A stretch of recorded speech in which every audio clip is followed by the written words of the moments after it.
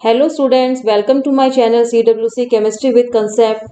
आज के इस वीडियो में हम class 9 chapter 2 is matter around us pure, क्या हमारे आसपास के पदार्थ शुद्ध हैं, उसका पार्ट 3 हम करेंगे, जिसमें हम देखेंगे कि गैसों को हवा से हम किस तरह से अलग कर सकते हैं, फिजिकल और केमिकल चेंजेस के बारे में पढ़ेंगे और अलग अलग प्रकार के शुद्ध सब्सटेंस, शुद्ध पदार्थों के बारे में भी हम इस वीडियो में पढ़ेंगे। आइए चलिए हम एक एक करके सबको देखते हैं।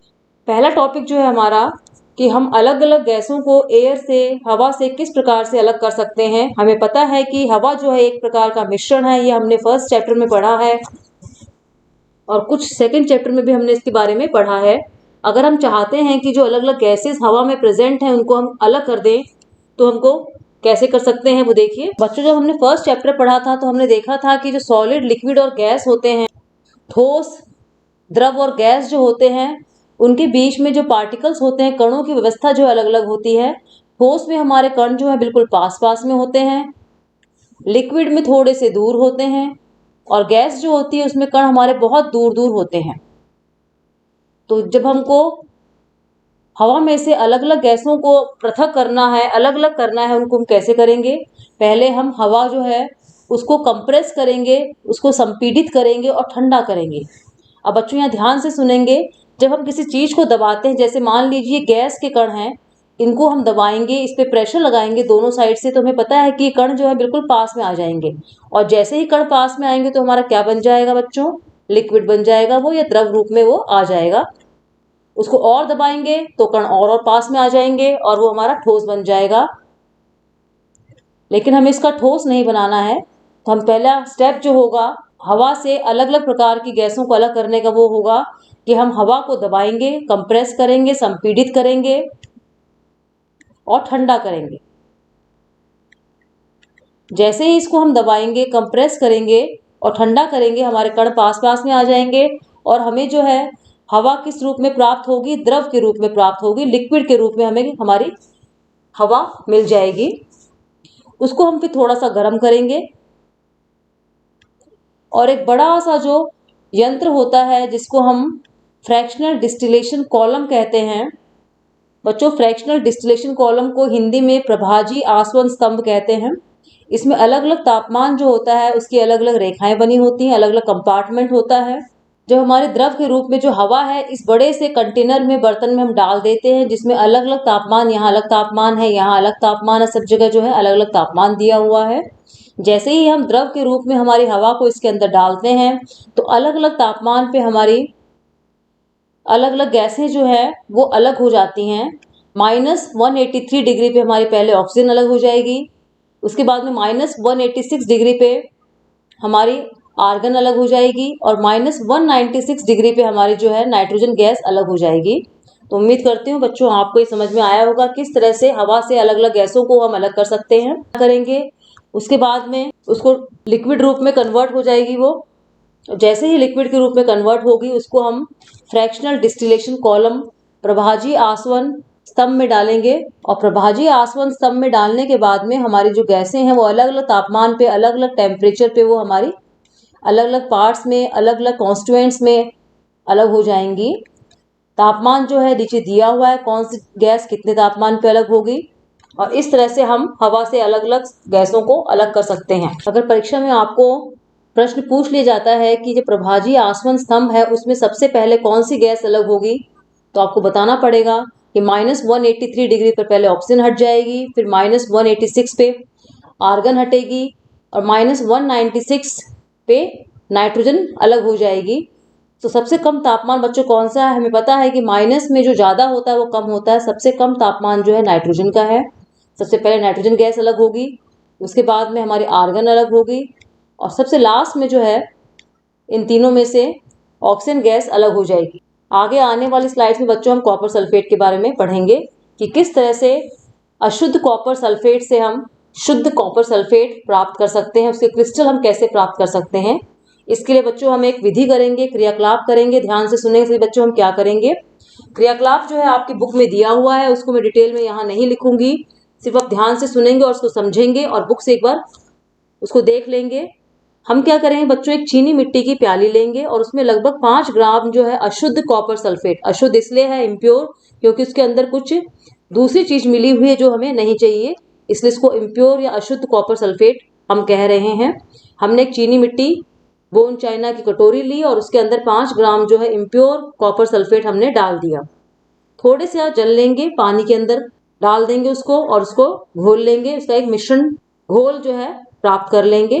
इसके बाद उसको बच्चों हम छान लेंगे। अब छानने के लिए क्योंकि हम किसी छन्नी का इस्तेमाल नहीं करते हैं, फिल्टर पेपर हम काम में लेंगे। जहां भी हम प्रयोगशाला केमिस्ट्री या साइंस की बात करेंगे वहां हम छानने के लिए हमेशा फिल्टर पेपर को ही काम में लेंगे।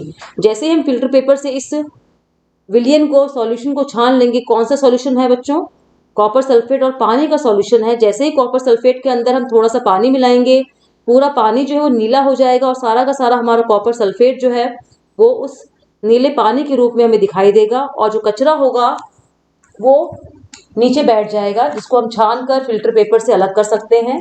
अब जो हमने छान लिया नीले रंग का पानी जिसमें कॉपर सल्फेट पानी में घुला हुआ है, इसको हम क्रिस्टलीकरण की विधि के द्वारा अलग कैसे करेंगे वो देखिए। जैसे ही हमने कॉपर सल्फेट के मिश्रण को छाना, हमारी अशुद्धियां जो है इम्प्योरिटीज वो फिल्टर पेपर के ऊपर ही रह जाएंगी और हमारा जो पानी हमें मिलेगा नीले रंग का उसको हम सैचुरेटेड करेंगे, संतृप्त बनाएंगे। संतृप्त हम बच्चों कैसे बनाते हैं, इसको हम थोड़ा सा गर्म कर देंगे।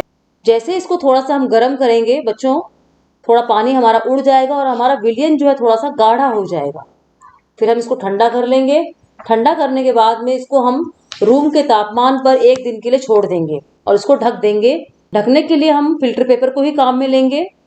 हम 1 दिन बाद देखेंगे कि सारा का सारा पानी जो है वो हमारा जा चुका है और हमें जिस तरह के इस चित्र में दिखाए हुए हैं इस तरह के हमें नीले नीले जो हैं कॉपर सल्फेट के क्रिस्टल हमें उस बर्तन में, उस कटोरी में हमें मिल जाएंगे।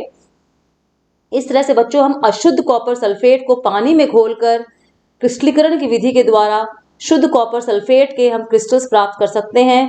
अशुद्धि जो थी वो हमने फिल्टर पेपर से छानकर पहले ही अलग कर दी। तो क्रिस्टलीकरण विधि के बारे में अगर आपसे पूछते हैं क्या होता है तो आप कह सकते हैं क्रिस्टलीकरण विधि जो होती है इससे हमें शुद्ध ठोस प्योर सॉलिड जो है हमें क्रिस्टल के रूप में सॉल्यूशन में से, विलियन में से हम प्राप्त कर सकते हैं, अलग कर सकते हैं। तो इस क्रियाकलाप के द्वारा हम क्या निष्कर्ष निकालेंगे कि हम शुद्ध चीज भी जो है, कोई भी चीज जो है शुद्ध पदार्थ के रूप में हम क्रिस्टलीकरण के द्वारा प्राप्त कर सकते हैं। आगे आने वाली स्लाइड्स में बच्चों हम वाष्पीकरण और क्रिस्टलीकरण में अंतर पढ़ेंगे कि क्रिस्टलीकरण जो है वो वाष्पीकरण से श्रेष्ठ अच्छी विधि क्यों है, वाष्पीकरण में ऐसी क्या कमियां हैं जो क्रिस्टलीकरण में नहीं है। देखिए, पहले आपको मैं बता देती हूँ कि वाष्पीकरण होता क्या है। जैसे आपके पास कोई नमकीन पानी है बच्चों, आपने उस पानी को ऐसे ही छोड़ दिया, कुछ दिनों बाद जो सारा पानी जो है वाष्पीकृत हो जाता है और हमें जो है नीचे नमक का कण मिल जाता है, लेकिन उस नमक के कण के अंदर अशुद्धियां भी हमें मिल जाती हैं, उस नमक के अंदर अशुद्धियां उपस्थित होती हैं। इस विधि को हम कहते हैं वाष्पीकरण, जिसमें पूरा पानी जो है वाष्पीकृत हो गया था। और क्रिस्टलीकरण क्या था, क्रिस्टलीकरण में हम क्या करेंगे, उस पानी को पहले छानेंगे, छानने से हमारा सारा कचरा जो है वो पहले ही हट जाएगा और उसके बाद जो है पानी और नमक जो था घोल, उसमें से पानी धीरे धीरे उड़ जाएगा और हमें नमक के क्रिस्टल प्राप्त हो जाएंगे। इस समय जो हमें नमक के क्रिस्टल मिलेंगे बच्चों वो शुद्ध होंगे, उसमें कोई कचरा नहीं होगा क्योंकि हमने पहले ही उस विलियन को, सॉल्यूशन को छान लिया है फिल्टर पेपर से, जिससे हमारी अशुद्धियां जो हैं, इम्प्योरिटीज निकल जाएंगी। कुछ एग्जाम्पल्स के द्वारा हम बता सकते हैं कि क्रिस्टलाइजेशन जो है वो एक बेटर है मेथड एवेपोरेशन से। जैसे मैं बात कर रही हूँ, मान लो चीनी हमने ली है, अगर हम चीनी को गर्म करते हैं तो आपको पता है कि चीनी गर्म करने से भूरे रंग की ब्राउन कलर में बदल जाती है। तो हम वाष्पीकरण के द्वारा चीनी के क्रिस्टल नहीं बना सकते हैं। पानी को गर्म किया जाता है, वाष्पीकरण में वाष्प में परिवर्तित करने के लिए पानी को हमें गर्म करना पड़ता है। मान लीजिए हमारे पास चीनी और पानी का घोल है, तो उसको हम अगर गर्म करेंगे, जिस तरह से हम चाशनी बनाते हैं, चीनी हमारी गाढ़ी गाढ़ी हो जाएगी और लास्ट में बिल्कुल ब्राउन कलर की हमें मिलेगी।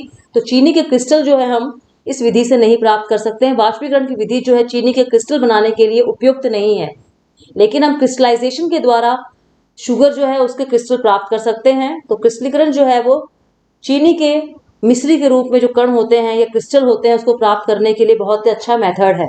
क्रिस्टलाइजेशन में सारी की सारी अशुद्धियां जो है, इम्प्योरिटीज जो हैं, वो छानने पर अलग हो जाती हैं, जबकि वाष्पीकरण में अशुद्धियां जो हैं उन क्रिस्टल्स के साथ में, उन कणों के साथ में वही हमारे पदार्थ में रह जाती हैं।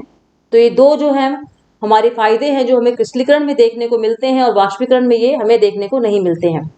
क्रिस्टलीकरण की विधि बच्चों कहाँ कहाँ काम में आती है? अगर हमें चाशनी बनानी है तो हम गर्म करेंगे, और हमें अगर मिश्री बनानी है तो हम क्रिस्टलीकरण के द्वारा बनाएंगे। जो हमने वाष्पीकरण के द्वारा नमक प्राप्त किया, आपको पता है कि नमक जो होता है प्राप्त करने के लिए हमें नमकीन पानी को बड़ी बड़ी क्यारियों के अंदर खेतों में रखना पड़ता है। वो पानी धीरे धीरे सूर्य के प्रकाश से वाष्पीकृत हो जाता है और हमें नमक मिल जाता है।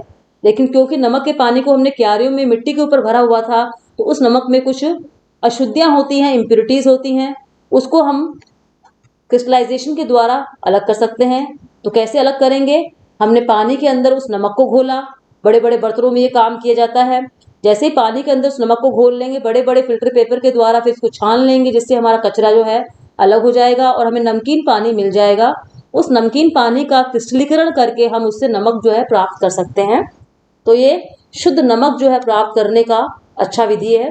दूसरी जगह जहाँ पे काम में ली जाती है, फिटकरी जो है, अशुद्ध फिटकरी में से शुद्ध फिटकरी बनाने के काम में ली जाती है। अशुद्ध फिटकरी को पानी में घोल लिया जाता है, फिर इसको हम फिल्टर पेपर से छान लेते हैं। छानने पर हमारा कचरा अलग हो जाता है और जो पानी मिलता है फिटकरी का, उसका क्रिस्टलीकरण करके हम फिटकरी के शुद्ध क्रिस्टल्स जो है वो प्राप्त कर सकते हैं। आगे हम बच्चों बात करेंगे फिजिकल और केमिकल चेंजेस की, जिसे हम कहते हैं भौतिक और रासायनिक परिवर्तन। ये होता क्या है, दोनों में अंतर क्या है, वो हम इस स्लाइड में हम देखेंगे। फिजिकल को भौतिक कहते हैं और केमिकल को रासायनिक कहते हैं। हम पहले चैप्टर में भी पढ़ चुके हैं बच्चों कि वो परिवर्तन, वो चेंजेस जिसमें हमें सिर्फ पदार्थ के बाहरी रूप से देखकर हम जो पहचान सकते हैं उसको हम भौतिक परिवर्तन कहते हैं। वो गुण जो हम पदार्थ को देखकर आइडिया लगा सकते हैं, जिनके बारे में हम बातें कर सकते हैं, उनको हम भौतिक गुण कहते हैं।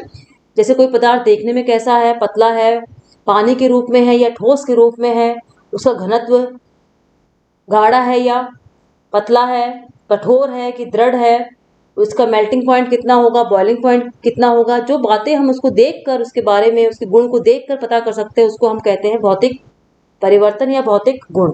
इसके अलावा वो गुण जिसमें एक बार परिवर्तन अगर हो जाए और हमें नए पदार्थ प्राप्त हो जाए, उसको हम रासायनिक परिवर्तन या रासायनिक गुण कहते हैं। जैसे दही जो है दूध से बनता है, दूध के गुण अलग हैं, लेकिन जैसे ही वो दही में चेंज हो जाता है उसके गुण अलग हो जाते हैं, खट्टा हो जाता है, तो इस तरह के परिवर्तन को हम रासायनिक परिवर्तन कहेंगे। बर्फ का पानी में बदलना और पानी का भाप में बदलना, ये हमारा भौतिक परिवर्तन होता है बच्चों, इसको हम रासायनिक परिवर्तन नहीं कहेंगे, क्योंकि जब पानी बर्फ के रूप में था तब भी उसका सूत्र H2O था।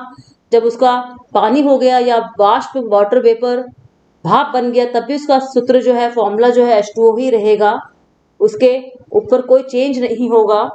देखने में भी अलग अलग हैं, लेकिन उनके भौतिक गुण जो हैं वो सेम है, उनके सारे रासायनिक, उनके अंदर रासायनिक गुण जो है वो सेम है। पानी जो है वो 3 रूप में रहता है, ठोस, जल और गैसीय रूप में। अगर हम बात करते हैं कि ऐसे पदार्थों के, 2 तरल पदार्थों की बात करते हैं जिनके हमें भौतिक और रासायनिक गुण को कंपेयर करना है, तुलना करनी है, तो हम तेल और पानी ले सकते हैं। देखने में दोनों द्रव हैं, लेकिन दोनों के गुण जो हैं अलग अलग हैं। हम सूंघ के देख सकते हैं कि पानी जो, इसमें कोई गंध नहीं आएगी, लेकिन अगर हमने नारियल का, मूंगफली का या सरसों का तेल लिया है तो हम सूंघ के ही बता सकते हैं कि कौन सा तेल है।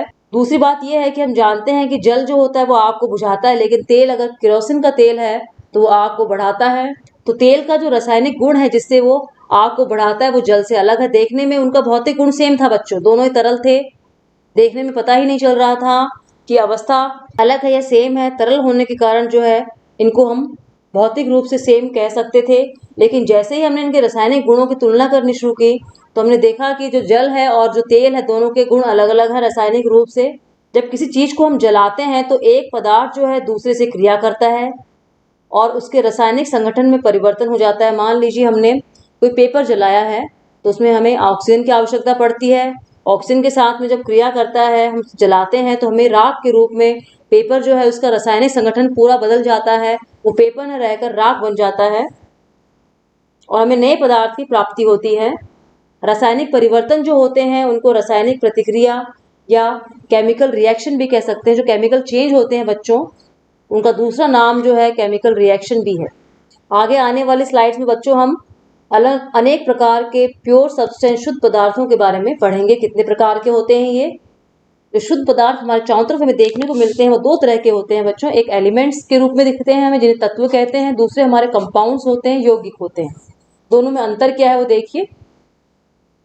पदार्थ का वह मूल रूप जिसे रासायनिक प्रतिक्रिया द्वारा अन्य सरल पदार्थ में नहीं तोड़ सकते, उसको विभाजित नहीं कर सकते, उसको हम एलिमेंट या तत्व कहते हैं। एग्जाम्पल देखिए, हाइड्रोजन, कार्बन, नाइट्रोजन, ये सारे तत्व हैं, इनको हम तोड़ के और छोटे रूप में हम इनको नहीं बदल सकते हैं। वहीं कंपाउंड जो होते हैं, दो या दो से अधिक एलिमेंट्स या तत्वों से मिलके बनते हैं। मान लीजिए हमारे पास एक कंपाउंड है जिसमें H एलिमेंट तत्व है और C तत्व है, और उसको मैं नाम दे रही हूँ CH4। ये दो तत्वों से मिलके बना हुआ है। इसमें कार्बन तत्व जो है वो 1 है और हाइड्रोजन एलिमेंट जो है इसमें 4 है। तो C और H दो एलिमेंट, दो या दो से अधिक एलिमेंट से मिलने वाले पदार्थ को हम यौगिक या कंपाउंड कहते हैं। दोनों में अंतर आपको समझ में आ गया होगा। आगे आने वाली स्लाइड्स में हम इसके बारे में और डिटेल में पढ़ेंगे। अब जो हमारे तत्व थे बच्चों, उनको मैंने 3 भागों में लिखा हुआ है बांटकर। पहले वाले को हम कहते हैं मेटल या धातु, दूसरे वाले नॉन मेटल हैं, तीसरे वालों को हम मेटलॉइड्स कहते हैं। तीनों के गुणों में अंतर है और गुणों के हिसाब से हम कौन से पदार्थ को मेटल या धातु बोलेंगे, कौन से को नॉन मेटल या अधातु बोलेंगे, और किनको हम मेटलॉइड्स बोलेंगे, वो उनके गुणों पर निर्भर करता है। तो बच्चों हम एक एक करके इनके गुणों को देख लेते हैं, ताकि आपके सामने अगर कोई पदार्थ दिखे तो आपको उनको मेटल में रखना है या नॉन मेटल में रखना है या फिर मेटलॉइड्स में रखना है, उसके बारे में आपको क्लियर हो जाए। तो पहले हम गुण देखेंगे बच्चों। मेटल्स, धातु में कौन कौन से गुण होते हैं? They have lustre. धातुएं जो होती हैं अधिकांश रूप में वो चमकीली होती हैं, उनमें एक प्रकार की चमक हमें दिखाई देती है। अब चमक कैसी होती है? या तो चांदी की तरह होंगी, जैसे हम स्टील कहते हैं, स्टील की चमक जो है चांदी की तरह होती है, या फिर वो सोने की तरह होती है, पीले रंग की होगी या फिर सफेद रंग की होगी, चांदी की तरह। तो अधिकांश मेटल्स जो होते हैं वो दो तरह के होते हैं, या तो चांदी की तरह रंग वाले होते हैं या फिर सोने की तरह रंग वाले होते हैं। जितने भी मेटल्स हैं बच्चों आपकी चारों तरफ, जो आप डेली लाइफ में अपने आसपास देखते हैं, वो सारे के सारे गुड कंडक्टर हैं, सुचालक हैं इलेक्ट्रिसिटी के और हीट के। सुचालक किसे कहते हैं? जिसके अंदर से लाइट जो है आराम से निकल सके, क्योंकि जो अधिकांश मेटल्स जो होते हैं बच्चों वो तार बनाने के काम में आते हैं। जो आपके घर में इलेक्ट्रिसिटी, बिजली का कनेक्शन है, उसके अंदर मेटल ही है, क्योंकि वो बिजली के सुचालक हैं। दूसरा है कि हीट के भी सुचालक होते हैं, ताप के भी सुचालक होते हैं, क्योंकि जो हमारे सारे बर्तन हैं खाना बनाने के, ये आसानी से ताप से गर्म हो जाते हैं, इसलिए हम खाना बनाने के लिए इनको काम में ले सकते हैं। तो जितने भी मेटल्स हैं हमारे चारों तरफ, जिनको भी हम मेटल कहते हैं, वो सुचालक होते हैं, गुड कंडक्टर होते हैं हीट और इलेक्ट्रिसिटी के। दूसरी प्रॉपर्टी जो गुण है मेटल का, कि वो तन्य होते हैं, डक्टाइल होते हैं। डक्टाइल का मतलब है इनको पतले पतले तारों के रूप में हम बना सकते हैं, जबकि नॉन मेटल्स को हम ऐसा नहीं कर सकते। अधातु के हम तार नहीं बना सकते हैं। अगला गुण जो है इसका, ये मेलेबल है। मेलेबल क्या होता है? किसी भी धातु की पतली पतली चद्दरें बनाने को हम मेलेबल कहते हैं, जिसको आघात वर्ध्य बोलते हैं। कि इनको पीट पीट के पतली बिल्कुल महीन चद्दरों के रूप में हम बना सकते हैं, इनको ढाल सकते हैं, और उन चद्दरों से हम बर्तनों बना सकते हैं या किसी और काम में हम उनको ले सकते हैं। धातुओं के तार बनने को हम डक्टाइल या तन्य कहते हैं, और धातुओं की पतली पतली चद्दरों बनने को हम मेलेबल या आघात वर्ध्य कहते हैं। आखिरी जो गुण है इनका, ये लिखा हुआ है सोनरस। सोनरस का मतलब है, अगर आप मेटल को जमीन पे गिराओगे तो उसके अंदर से एक घंटी की सी आवाज आती है, जिसको हम बोलते हैं प्रतिध्वनिपूर्ण। मेटल जो है वो ध्वनि करते हैं गिरने पर, जबकि नॉन मेटल जो है ऐसा नहीं करते हैं। कुछ मेटल्स के एग्जाम्पल जो है आपको नीचे दिए हुए हैं बच्चों, सोना, चांदी, लोहा, और ये पारा है जो आपको थर्मामीटर में देखने को मिलता है। पारा एकमात्र ऐसा धातु है जो हमें तरल रूप में, द्रव के रूप में दिखाई देता है, और थर्मामीटर टेम्परेचर नापने के, बुखार के समय जो काम में लेते हैं हम, वहाँ पे पारा ही काम में आता है। इसकी चमक भी चांदी की तरह होती है, चमकीला होता है। आप अपने घर में जो थर्मामीटर है उसके अंदर इसको आप देख सकते हैं। चलिए बच्चों, आगे हम दूसरी प्रॉपर्टीज पढ़ते हैं नॉन मेटल की। अब जो नॉन मेटल है, जिनको हम अधातु बोलते हैं, ये अलग अलग रंगों में दिखाई देते हैं, और ये अधिकांश रूप में जो है गैस के रूप में भी मिलती हैं हमें ये, और कुछ जो है इसमें लिक्विड रूप में भी हैं, तरल के रूप में भी हमें मिलती हैं।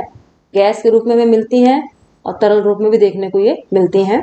जबकि जितनी भी जो थी हमारी धातुओं की बात हमने की थी, सभी की सभी जो थी हमारे ठोस रूप में, सॉलिड के रूप में थी।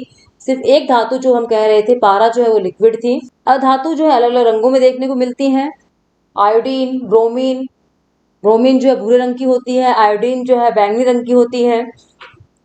ये हीट और इलेक्ट्रिसिटी, ताप और विद्युत के कुचालक होते हैं। इनके अंदर से विद्युत का प्रवाह नहीं हो सकता है, इनके अंदर चमक नहीं होती है, गिरने पर ये ध्वनि आवाज नहीं करते हैं, इनकी पतली पतली चद्दरें और तार नहीं बनाए जा सकते हैं। ये ऐसे गुण हैं जो नॉन मेटल में हमें देखने को मिलते हैं और जो इनको मेटल से, धातुओं से अलग करते हैं। एग्जाम्पल्स दिए हुए हैं नीचे। हाइड्रोजन हो गया, गैस के रूप में है। ऑक्सीजन हो गया, ये भी गैस है। आयोडीन गैस के रूप में मिलती है बच्चों, तरल रूप में मिलती है। कार्बन जो है अधातु है, लेकिन इसके दो रूप जो हमने देखे हैं, एक ग्रेफाइट देखने को मिलता है और दूसरा जो है डायमंड, जिसको हम हीरा कहते हैं। ये इसके दो रूप हैं। लेकिन ग्रेफाइट जो है ये गुड कंडक्टर है, सुचालक है। कार्बन जो है वो कुचालक है, लेकिन इसका ग्रेफाइट जो है रूप वो इसका कुचालक है इलेक्ट्रिसिटी और हीट का। आगे हमारे आते हैं बच्चों मेटलॉइड। इन्हें उपधातु कहते हैं। पदार्थ है जिनकी प्रॉपर्टीज, गुण जो है मेटल और नॉन मेटल के बीच में होते हैं। कुछ गुण इनके मेटल से मिलते हैं और कुछ गुण जो है इनके नॉन मेटल से मिलते हैं। तो हम कह सकते हैं कुछ तत्व धातु और अधातु के बीच के गुणों को दिखाते हैं, जिन्हें हम उपधातु कहते हैं। आगे हम और डिटेल में इनके बारे में पढ़ेंगे। जैसे बोरॉन है, सिलिकॉन है, जर्मेनियम है, ये ऐसे उपधातु हैं जिनके प्रॉपर्टीज जो हैं धातुओं से मिलती हैं। कौन कौन सी प्रॉपर्टीज मिलती हैं धातुओं से? जैसे हम बात करते हैं सिलिकॉन और जर्मेनियम की, बच्चों ये सुचालक हैं ताप और विद्युत के। तो ये प्रॉपर्टी जो हो गई इनकी धातुओं से मिल गई, लेकिन इनको हम चद्दर के रूप में या फिर तार के रूप में नहीं बना सकते। तो ये इनकी प्रॉपर्टी हो गई अधातु वाली।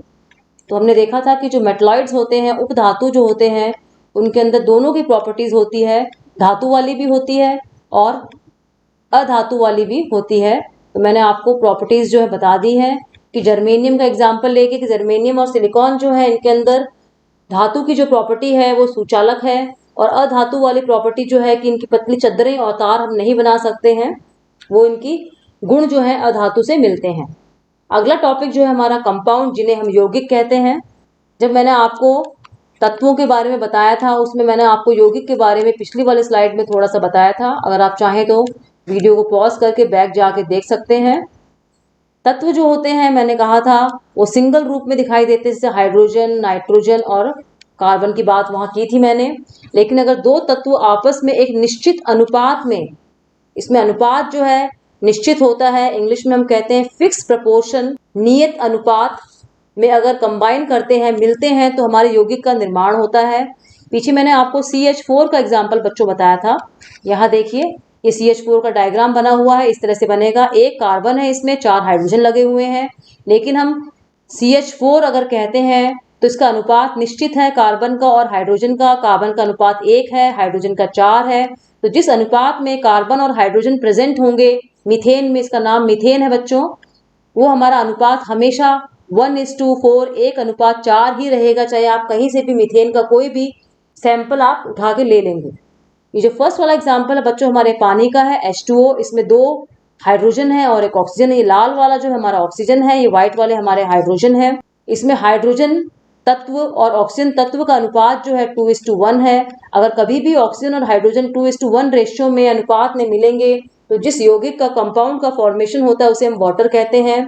अगर C और H, कार्बन और हाइड्रोजन जो है 1:4, 1:4 में मिलेंगे, तो जिस यौगिक का निर्माण होगा बच्चों उसे हम मीथेन बोलेंगे। तो उम्मीद करती हूँ कि आपको तत्व, एलिमेंट और कंपाउंड, यौगिक के बीच में डिफरेंस समझ में आ गया होगा। अब बच्चों हम एक क्रियाकलाप देखते हैं कंपाउंड को समझने के लिए कि कंपाउंड जो है वो क्या होता है। इस क्रियाकलाप के लिए हम क्या करेंगे बच्चों, पूरी क्लास जो है आपको इसको 2 ग्रुप में बांट देंगे। एक ग्रुप 1 हो जाएगा हमारा, एक ग्रुप हो जाएगा 2। जो 1 वाला ग्रुप है इसको हम 50 ग्राम जो है लोहे का चूर्ण देंगे, लोहे के टुकड़े देंगे, और 3 ग्राम जो है इसको सल्फर देंगे। बच्चों ध्यान से सुनेंगे इस एक्टिविटी को। क्या दिया हमने फर्स्ट ग्रुप को? 50 ग्राम जो लोहे का चूर्ण दिया, लोहा आयरन, और 3 ग्राम जो है हमने सल्फर दिया। अब दूसरे ग्रुप को हमने क्या दिया? दूसरे ग्रुप को भी हमने 50 ग्राम जो है लोहा दिया और 3 ग्राम जो है हमने सल्फर दिया। और दोनों ग्रुप को हम बोल देंगे कि अपने लोहे के पाउडर को और सल्फर को अच्छी तरह से पीस के मिक्स कर लें आपस में। दोनों जो है मिक्स कर लेंगे। किस किस चीज को? 50 ग्राम आयरन और 3 ग्राम सल्फर को दोनों ग्रुप ने जो है अच्छी तरह से पीस के बिल्कुल महीन जो है इसका चूर्ण बना लिया। पहले वाले ग्रुप जो है उसको हम बोलेंगे कि दोनों को मिक्स करके जो है एक कटोरी में डाल के अपना सामान ऐसे कैसे छोड़ दें। इस कटोरी में क्या आ जाएगा बच्चों, लोहे का चूर्ण आ जाएगा, आयरन का पाउडर और सल्फर जो है उसको उन्होंने आपस में मिक्स कर लिया। लेकिन जो सेकंड ग्रुप होगा उसको हम बोलेंगे कि अपना पाउडर जो है उसको गर्म करें। वो उसको पाउडर को जैसे ही गर्म करेंगे तो हम देखेंगे कि आयरन और जो है लोहा है और हमारा सल्फर है दोनों आपस में अच्छी तरह से पिघल जाएंगे और हमें एक कंपाउंड का फॉर्मेशन होगा। पहले वाला ग्रुप जो है बच्चों इसको मिक्स करेगा लेकिन इसको गर्म नहीं करेगा। दूसरा वाला ग्रुप जो है इसको गर्म कर रहा है, गर्म करते ही आयरन और सल्फर जो है वो पिघल कर आपस में मिल जाएंगे। अब इसके पास में हम जो दोनों थे, फर्स्ट ग्रुप का सामान था और सेकंड ग्रुप का सामान था, इसके पास में हम चुंबक लेकर आएंगे। जब हम चुंबक लेके आएंगे, क्योंकि पहले ग्रुप ने बच्चों इसको गर्म नहीं किया था, तो इसमें आयरन जो है वो चुंबक की तरफ आकर्षित होता है। आयरन के कण इसमें अलग है, लोहे के कण दिखाई दे रहे हैं हमें इसमें, और सल्फर का पाउडर भी है। जैसे ही चुंबक को पास में लाएंगे सारे के सारे लोहे के कण जो है बच्चों चुंबक के चिपक जाएंगे। जबकि दूसरे वाले में क्या होगा, क्योंकि दोनों चीज जो है लोहे का चूर्ण और सल्फर जो था दोनों आपस में पिघल के अच्छी तरह से मिल चुके हैं और एक नई चीज का निर्माण हो चुका है। जैसे हम चुंबक को पास में लाएंगे ये चुंबक जो है इनमें से किसी को भी अपनी तरफ आकर्षित नहीं कर पाएगा, क्योंकि अब जो आयरन है, लोहा है, वो लोहा नहीं रहा, उसने सल्फर के साथ मिलकर एक नई चीज का निर्माण कर लिया। अब दोनों ग्रुप ने जो चीज बनाई है पीस कर, पहले वाले ने और दूसरे वाले ने गर्म करके, इनके रंग की और बनावट की हम तुलना करेंगे। हम देखेंगे कि पहला वाला जो है हमें बिल्कुल पाउडर के रूप में, चूर्ण के रूप में दिखाई देगा, जबकि दूसरा वाला जो है एक ठोस के रूप में, क्योंकि पहले वो पिघल गया था और ठंडा होने पे दोबारा वो जम जाएगा, दिखाई देगा। अब हम यहाँ क्या करेंगे बच्चों, जो चूर्ण है इसको दो भाग में डिवाइड कर लेंगे हम, पहला भाग और ये हो जाएगा इसका दूसरा भाग। पहले भाग में हम कार्बन डाइसल्फाइड जो है वो मिलाएंगे, ये बच्चों कार्बन डाइसल्फाइड है CH2, और इसको छान लेंगे। और दूसरा भाग जो है बच्चों इसमें हम मिलाएंगे तनु सल्फ्यूरिक अम्ल H2SO4। H2SO4 भी मिला सकते हैं या फिर इसमें हाइड्रोक्लोरिक अम्ल HCl भी हम मिला सकते हैं। और यही चीज जो है हम लोहे के चूर्ण को अलग लेकर और सल्फर को अलग लेकर उसके अंदर भी जब HCl और CH2 मिलाएंगे तो हमें क्या मिलता है वो भी हमें देखना है। और जब हमने आपस में मिक्स करा है उसके बाद हमें क्या मिला है, हमें दोनों चीज अलग अलग नोट करनी है। तो हमने क्या किया बच्चों कि एक बार तो हमने मिश्रण के अंदर मिला लिया, मिश्रण को दो भाग में कन्वर्ट कर लिया, तोड़ लिया और दोनों के अंदर अलग अलग मिला लिया। H2SO4 HCl मिला लिया एक भाग में और एक भाग में कार्बन डाइसल्फाइड मिला लिया हमने। और हमने शुद्ध लोहे के चूर्ण के अंदर भी CH2, कार्बन डाइसल्फाइड और HCl मिला के देखा। शुद्ध सल्फर के अंदर भी हमने HCl और CH2 मिला के देखा और उनके जो हमें निष्कर्ष मिलेगा उसकी हम आपस में बाद में बच्चों तुलना करेंगे। ऐसे ही हम यहाँ करेंगे। जो गर्म करने के बाद में हमें पदार्थ मिला है उसको भी हम दो भाग में डिवाइड कर लेंगे। पहले वाले भाग में हम कार्बन डाइसल्फाइड मिलाएंगे इसको भी, इसके दूसरे वाले भाग में हम H2SO4 या HCl को मिलाएंगे। दोनों में से एक ही मिलाना है, दोनों को नहीं मिलाना है। अब हम क्या देखते हैं, निष्कर्ष क्या निकालेंगे वो ध्यान से सुनेंगे बच्चों। जो हमने लोहे के और सल्फर के चूर्ण में पहले वाले भाग में जो हमने पहला वाला ग्रुप था उसको जो हमने दिया था एक्सपेरिमेंट, उसके हमने जो दूसरा वाला भाग था उसके अंदर हमने जब H2SO4 और HCl मिलाया था तो बच्चों हमें कौन सी गैस मिलेगी, हाइड्रोजन गैस मिलेगी। यहाँ पे हाइड्रोजन गैस जो होती है इसकी प्रॉपर्टी होती है इसमें कोई रंग नहीं होता, ये रंगहीन गैस होती है, इसमें कोई गंध भी नहीं होती है, लेकिन ये आग पकड़ती है। जैसे ही हम जलती हुई माचिस पास में लाएंगे तो वो आग जो है भभक जाएगी, आग तेज हो जाएगी। ये हमें कहाँ मिलेगी, ये हमें पहले वाला जो हमारा ग्रुप था उसने अपने मिश्रण के दो भाग किए थे और दूसरे भाग में जब H2SO4 गैस मिलाई थी तब हमें हाइड्रोजन गैस निकलती हुई दिखाई देगी। क्योंकि रंगहीन गंधहीन होती है तो हम ये नहीं कहेंगे कि हमें दिखाई देगी निकलती हुई, लेकिन जैसे ही हम माचिस की तीली जलती हुई इसके पास में लेकर आएंगे तो तीली हमारी और भी तेज से चलने लगेगी। अब हम बात करते हैं दूसरे वाले समूह की। जब दूसरे वाले समूह ने अपने पदार्थ को दो भागों में बांटा था और दूसरे भाग में जो H2SO4 और HCl मिलाया था, दोनों में से एक ही चीज मिलाई थी इन्होंने, तो यहाँ पे जो गैस निकलेगी बच्चों वो H2 गैस नहीं निकलेगी। यहाँ पे हमारी H2 गैस निकली थी, यहाँ पे जो हमारी गैस निकलेगी H2S गैस निकलेगी, जिसको हम हाइड्रोजन सल्फाइड कहते हैं। और ये भी रंगहीन गैस है, देखने में समझ में नहीं आएगी कौन सी गैस निकल रही है, लेकिन इसको सूंघ कर हम पहचान सकते हैं कि कौन सी गैस है। इसकी सुगंध जो होती है सड़े हुए अंडे की जैसी होती है, या फिर आप कह सकते हैं कि काला नमक जो होता है, अगर आपने उसकी सूंघी है तो उसकी तरह आप इसकी सुगंध कह सकते हैं। तो दोनों केस में जो पहला वाला स्थिति थी, पहले वाले केस में हमारी गैस निकली थी हाइड्रोजन गैस, जिसका हमने पता करा था माचिस की जलती हुई तीली पास में लाकर। और दूसरे वाले केस में जो हमारी गैस निकली थी वो थी हाइड्रोजन सल्फाइड गैस, जिसकी सड़े हुए अंडे की तरह या काले नमक की तरह जिसकी स्मेल थी। अब इस बात से हम ये देख सकते हैं कि बच्चों दोनों को जो स्टार्टिंग पहला समूह था और दूसरा समूह था, दोनों जो है उनको स्टार्टिंग में जो पदार्थ दिया गया था, शुरुआत में दोनों का पदार्थ सेम था, दोनों को एक ही चीज दी गई थी। लेकिन पहले वाले ग्रुप ने क्या किया, उनको सिर्फ मिलाया, आपस में मिलाकर उन्होंने अब एक मिश्रण तैयार कर लिया जिसमें लोहे का चूर्ण और सल्फर था, सल्फर के कण थे। जबकि दूसरे वाले ग्रुप ने क्या किया था, इनको मिलाया और मिलाने के बाद जैसे इसको गर्म किया, गर्म करते ही हमारी एक नई चीज का निर्माण हो गया, आयरन सल्फाइड। और इस तरह के चेंज को हम बोलते हैं रासायनिक परिवर्तन, क्योंकि जो पहला हमारी चीज दी गई थी वो बिल्कुल नहीं वैसी रही, नई चीज बन गई। तो इसमें दूसरे वाले ग्रुप में हमें रासायनिक परिवर्तन देखने को मिला, जबकि पहले वाले में जो था सिर्फ भौतिक परिवर्तन था। हमने कणों को आपस में मिला दिया था लेकिन उनके गुणों में कोई परिवर्तन नहीं हुआ। ये हमने कैसे साबित किया था, जैसे ही हम चुंबक को पास में लेकर आए थे तो हमने देखा था कि लोहे के कण जो हैं वो सल्फर के कणों को छोड़कर चुंबक की तरफ आकर्षित होंगे, जबकि इस दूसरे ग्रुप का जो पदार्थ बना था गर्म करने के बाद में वो चुंबक की तरफ आकर्षित नहीं हो रहा था, क्योंकि जैसे इसको गर्म किया गया एक नए पदार्थ का निर्माण हो गया और वो नया पदार्थ जो है चुंबक की तरफ आकर्षित नहीं होता है। तो जो पहले वाला समूह था उसने जो क्रिया की थी उसमें तैयार पदार्थ को हम मिश्रण कहते हैं, और दूसरे वाला समूह जो था उसने जो क्रिया की थी और हमें जो पदार्थ मिला था उसको हम बच्चों यौगिक कहते हैं। उम्मीद करती हूँ आपको मिश्रण और यौगिक में अंतर समझ में आ गया होगा। यौगिक जो है रासायनिक परिवर्तन के फलस्वरूप बनता है, जबकि मिश्रण दो चीजों को सिर्फ आपस में मिलाने के फलस्वरूप हमें प्राप्त हो जाता है। और मिश्रण के अंदर जो चीजें मिली हुई होती हैं उनके गुण जो है वैसे के वैसे रहते हैं, परिवर्तित नहीं होते हैं। जबकि यौगिक के अंदर जो गुण होते हैं, नए पदार्थ के गुण, वो पुराने वाले पदार्थ के गुण से बिल्कुल भिन्न होते हैं। यहाँ हमने देखा था कि जो FeS है वो चुंबक की तरफ आकर्षित नहीं हो रहा था, जबकि जिस पदार्थ से वो बना था मिलकर Fe से, Fe जो है वो चुंबक की तरफ आकर्षित हो रहा था।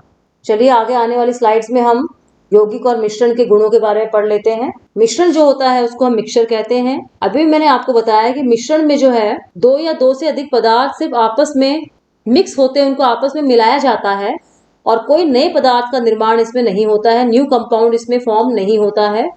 मिक्सचर जो होता है उसका कंपोजिशन जो है वेरिएबल होता है। कैसे हम कह सकते हैं इसका कंपोजिशन वेरिएबल होता है, जैसे मान लीजिए कटोरी है, उसके अंदर मैंने आयरन के कण, लोहे के कण और सल्फर के कण इसमें भरे हुए हैं।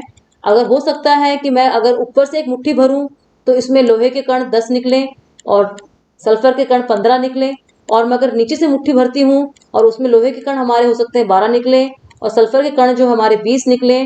तो इनका जो मात्रा होती है, कणों की मात्रा, वो बदलती रहती है मिक्सचर में। इस मिक्सचर की तुलना बच्चों मैंने पहले भी अपने वीडियोस में बताया था, जो आप मिक्सचर खाते हैं, नमकीन खाते हैं, उससे कर सकते हैं। आप जिस मिक्सचर को खाते हैं उसमें एक बार मुट्ठी अगर आपने भरी है तो उसमें मूंगफली की मात्रा अगर 5 है तो दूसरी बार मुट्ठी अगर भरते हैं तो उसमें 10 भी हो सकती है। तो जिस चीज से वो मिलकर बनता है मिश्रण या मिक्सचर, उसमें उन पदार्थों की संख्या जो है निश्चित नहीं होती है। मिश्रण जो होता है जिन पदार्थों से मिलकर बना हुआ होता है वो गुण जो है वो खत्म नहीं होते हैं, उस मिश्रण के अंदर भी वो गुण पाए जाते हैं। हमने देखा था कि लोहे का चूर्ण और जब हम सल्फर को आपस में मिक्स कर रहे थे, क्योंकि लोहे के कण और सल्फर के कण जो आपस में मिले नहीं थे, सिर्फ आपस में पास पास में आए थे, तो लोहा जो है सल्फर के कणों के पास में आने के बावजूद भी चुंबक की तरफ आकर्षित हो रहा था। और कई विधियां हैं जिनके द्वारा हम मिक्सचर के अंदर, मिश्रण के अंदर उपस्थित पदार्थों को अलग कर सकते हैं। जैसे लोहे के कण हैं और सल्फर के कण हैं, जैसे हम चुंबक को पास में लाएंगे तो लोहे के कण हमारे अपने आप अलग हो जाएंगे। तो मिश्रण के जो मिश्रण होता है उसके अंदर मिले हुए पदार्थों को हम आसानी से कई विधियों से अलग कर सकते हैं, जबकि कंपाउंड के साथ ऐसा नहीं होता है। कंपाउंड होता क्या है कि जो तत्व होते हैं वो आपस में क्रिया करते हैं और एक नए पदार्थ को फॉर्म करते हैं, उसका फॉर्मेशन करते हैं, जिसे हम कंपाउंड कहते हैं। नया पदार्थ जो बनता है तत्वों के आपस में एक निश्चित अनुपात में मिलने पर उसको हम यौगिक या कंपाउंड कहते हैं। जो अनुपात होता है नया सब्सटेंस बनता है उसका हमेशा निश्चित अनुपात होता है। मैंने आपको मीथेन का CH4 का एग्जाम्पल देके बताया था। कार्बन और हाइड्रोजन का अनुपात हमेशा 1:4 ही रहेगा, चाहे किसी भी विधि के द्वारा इस मीथेन को बनाया जाए। CH4 को हम मीथेन कहते हैं बच्चों। जो नया सब्सटेंस, नया पदार्थ में मिलता है, कंपाउंड जो मिलता है, क्योंकि ये हमारे रासायनिक परिवर्तन के फलस्वरूप मिलता है, इसके सारे गुण जो है वो अलग होते हैं। हमने पीछे वाले क्रियाकलाप में देखा था कि जो हमारा नया पदार्थ मिला था फेरस सल्फाइड, वो चुंबक की तरफ आकर्षित नहीं हो रहा था, जबकि जिस लोहे से बना हुआ है वो लोहा चुंबक की तरफ आकर्षित होता है। जिन पदार्थों से कंपाउंड या यौगिक मिलकर बनता है उन पदार्थों को अलग करना बहुत ही मुश्किल होता है। कुछ रासायनिक विधियां हैं जिनके द्वारा बड़ी कठिनाई से, बड़ी मुश्किल से उनको अलग किया जा सकता है। आगे हम कुछ और गुण पढ़ेंगे। ये एक चार्ट बनाया है बच्चों गुणों को दिखाने के लिए। मैटर को हम पदार्थ कहते हैं। हमें पता है कि पदार्थ जो है 3 अवस्थाओं में पाया जाता है, ठोस, द्रव और गैस। पदार्थ को हम 2 भाग में बांट सकते हैं, एक शुद्ध पदार्थ और एक हम कह सकते हैं मिश्रण। शुद्ध पदार्थ को हमने फिर 2 भागों में बांटा है। पहला है तत्व, अभी हमने पढ़ा है पीछे स्लाइड्स में, और दूसरा है यौगिक। तत्व वो होते हैं जिनको हम और छोटे भागों में नहीं बांट सकते हैं, और यौगिक वो होते हैं जो एक या एक से अधिक तत्वों से मिलकर बनते हैं, लेकिन उनका अनुपात जो है वो निश्चित होता है। निश्चित अनुपात में ये मिलके बनते हैं। एग्जाम्पल मैंने बताया था आपको, मीथेन था, वाटर का मैंने आपको डायग्राम चित्र दिखाया था, और तत्व के एग्जाम्पल भी मैंने आपको धातु, अधातु और उपधातु के बारे में जब बताया था तो वहां मैंने आपको एग्जाम्पल तीनों के अलग अलग दिए थे। अब मिश्रण जो होता है वो भी 2 तरह का होता है। एक होता है समांगी मिश्रण, हम पहले पढ़ चुके हैं इसके बारे में। समांगी मिश्रण हम उसको कहते हैं अगर हम किसी बर्तन में से 2 जगह से अगर मुट्ठी भरते हैं किसी चीज की, 2 जगह से सैंपल लेते हैं और दोनों में कणों की संख्या अगर बराबर आती है तो उसको हम कहते हैं समांगी मिश्रण। दूसरा हमारा होता है विषमांगी मिश्रण, जिसमें कणों की संख्या जो है पूरे मिश्रण में अलग अलग होती है। मैंने अभी आपको खाने वाले नमकीन का एग्जाम्पल देके बताया था। समांगी मिश्रण में हम पानी के अंदर शुगर, चीनी को मिलाते हैं, उसको कह सकते हैं। चाहे वो चीनी पूरे पानी में मिलाने के बाद जब हम उसका हिस्सा लेते हैं ग्लास के नीचे वाले भाग से या ग्लास के ऊपर वाले भाग से, उसका मिठास जो है पूरे पानी में बराबर होता है। इसी तरह से हम पानी में नमक को घोलकर भी समांगी मिश्रण प्राप्त कर सकते हैं।